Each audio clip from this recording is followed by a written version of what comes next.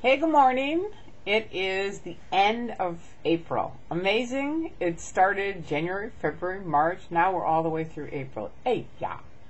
So life is rolling on. It's good. Things are popping and hopping, and we're all doing well. People that I know that are out of Scientology, most of the people I know are doing very, very well. For anybody in that's lurking, that's one of the first things that they pump into you, is that you won't do well if you leave, and people out are really struggling and stuff like that. This is a little bit of a video about the delusion trap. Delusion for anybody kind of operates like this. You get into a group or you get connected to a person that you believe is a good person. You think they're cool. Same for Scientology. Most people say, I would never do that. If I had $1 for every person who said, well, I would never do that.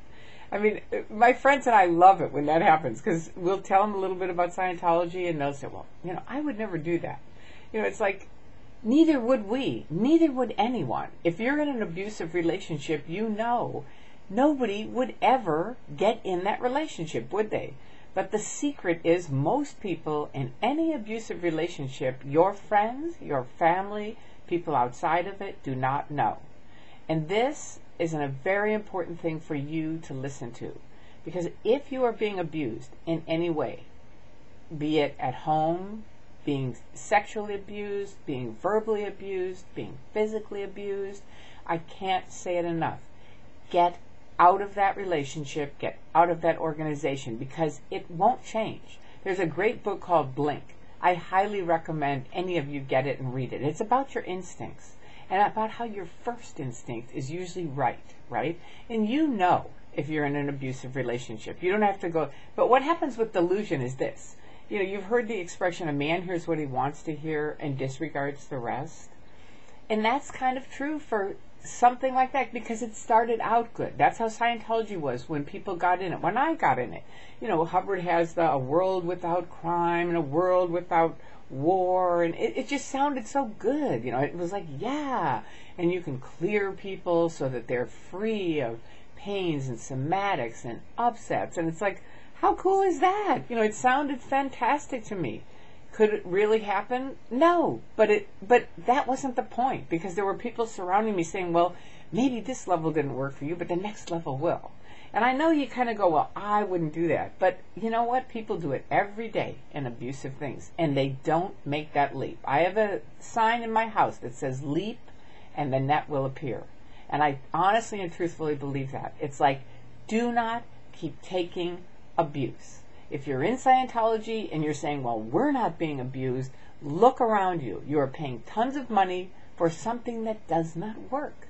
You are surrounded by people that are cutting you off from talking to people like me, or reading Bent Cordon's book about Messiah or Madman, L. Ron Hubbard, Messiah or Madman. Fantastic book. Great information. Why can't you read that book, right? That's abuse in itself, that you can't read that book. And it's delusion that you're going, I don't need to read that book. I'm happy. I used to say the same thing. Critics would be out there going, well, do you know L. Ron Hubbard this and that? And I'd say, you know what? I don't care. I really don't care. I'm happy. That's all that matters, right? And it's like, that's a mind control thing in itself. You're happy. Are you happy? It's like, I was happy in a lot of ways. So I will say that. I think of my family, my husband, my friends. I was happy. But if you really strip down the auditing level that I was on, like especially OT7, it didn't work at all. From day one, I said, this isn't what I thought it was.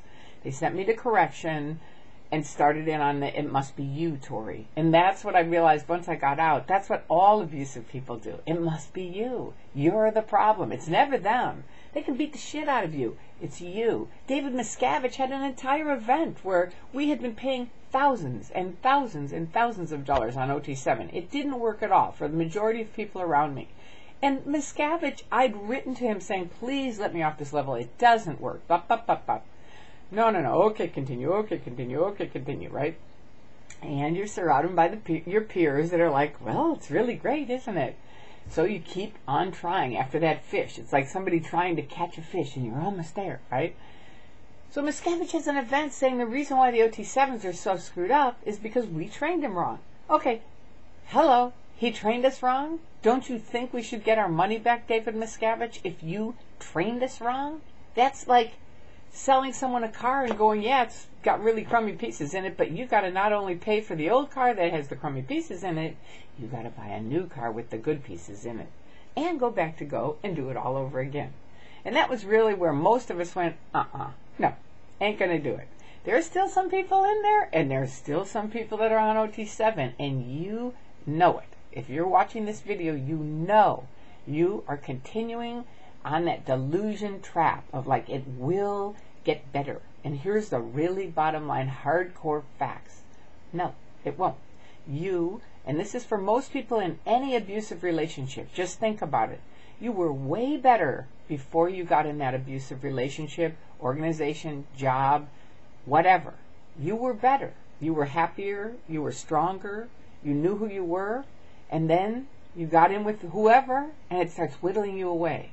And it's little things, right? It's never a big thing. It's not like people that are outside of Scientology read this stuff on the internet and they go, oh, if I knew about Xenu and all that crap, I would never do that.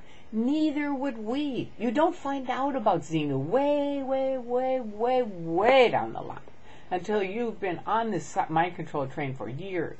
Often many, many years and thousands of dollars, and all your friends now are Scientologists, nobody else. I mean, if you're surrounded by an abusive person and the only people you have is that person abusing you or that organization, realize number one thing to do is start educating yourself, okay? There's plenty of great self-improvement books that can help you kind of realize, wait a minute, this insulated group isn't all there is, right? And you can start reading, start trying to make new friends, look for a different job. You know, it's a tricky thing, but you got to get out of it because it doesn't change and it doesn't get better. And it doesn't go back to how they were really nice when you first met them, right? Where the organization was really great when we first got in. That's how Scientology was. You stay and you stay and you stay. But the bottom line is all of us who are out finally realize, no, it doesn't. It's morphed into some really yucky thing, and it's going to stay there because it's run by David Miscavige, who is operating off of L. Ron Hubbard's policies. And let's not forget that. I know there's people out there who still think L. Ron Hubbard is great. It's just David Miscavige. Miscavige, you are a jackass, and you know it, and I know it, and so does the rest of the world. So that one's out of the bag. Hubbard, a lot of people know. You know, you've just got to read different information about him, facts, books. Look at the facts and find out that. Read his affirmations and then come and tell me he's a great guy. He's a humanitarian. No, he wasn't. He's a very creepy guy himself. So if you're following that path, you're still hoping that this is going to turn and morph into what was great at one time. And can Scientology hurt you with that? Absolutely, because you can be giving them money. You can give every day that you're in there thinking it's something it isn't is another day wasted in your life. So come on out and have fun. There's a ton of us out here, way more than you think. That's the other shocking thing before I leave. And I've said this before, but I say it all the time, because when I left, I had no clue. I knew about 5 SPs. That's all I knew, the big SPs that they always talk about. But that's all you think are there. You get out, and there's tons and tons of people are on this side. I mean, literally, I would mention a name, and my girlfriend would say, they left in the 80s. I was like, really? I mean, it was a total shock to me how many people were outside of Scientology. But, of course, they don't ever tell you, because that's part of the delusion and the mind control. They got to keep that all under wraps, so nobody really knows about it. So make sure if you're in anything that you feel doesn't feel good, find someone that can help you get out of it. There's people, if you're a member of a church, ministers, there's of course your family if they'll back you up, but a lot of times families don't. But you can try it if you have a family member. There's organizations for women or probably men for abuse clinics that you can connect up with without telling the person that's abusing you. Do you know what I mean? You have to it's a tricky thing because they get worse if they find out you're getting better. So you have to kind of like just move and do your thing and have the courage and, give it up to the higher powers to help you move along. I felt like my dad was with me. My dad, there's a picture of him. He was a quarterback for the Chicago Cardinals. There he is, number 44. And he passed away when I was 52, right? No, when he was 52, he passed away. But I always felt like he was with me. And I always felt like he was somewhere around me. And when I started waking up, I could feel him going, just do it, Tori. Just go. Go. You know, you got the strength. Do it. And I still feel like he is. And I have him, you know, he's part of my, you know, Magoo 44. I mean, that's him. His nickname was Magoo that I gave him because of our little eyes. And 44 was his football number.